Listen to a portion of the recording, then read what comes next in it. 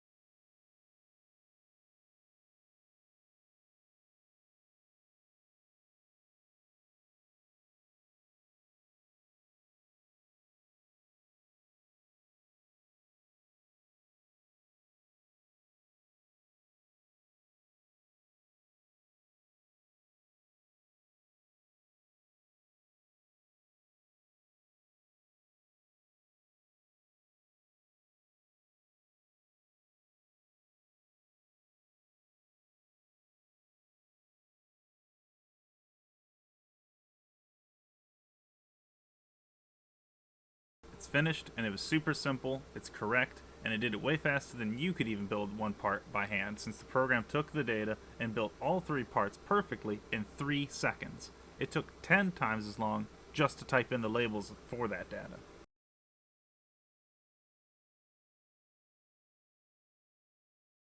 And now that we've seen a simple example of a real case scenario, let's see an extreme case. For this example, I will be making use of one of the most complex parts in the program, the valve. This part has 31 inputs for this specific variation of valve.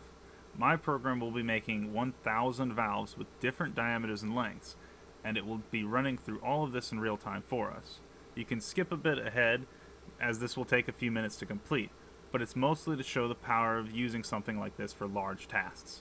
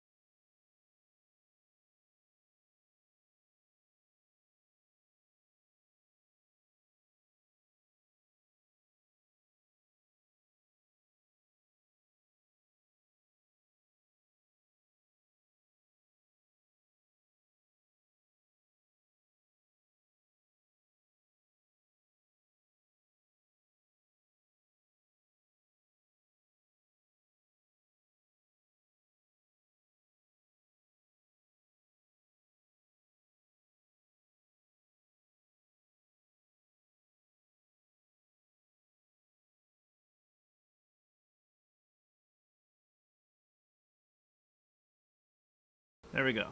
That took a good bit, but it's completed the task, and it took 6 minutes exactly to create 1,000 valves. That's one part every third of a second, which is pretty impressive for all the things it has to do in the background.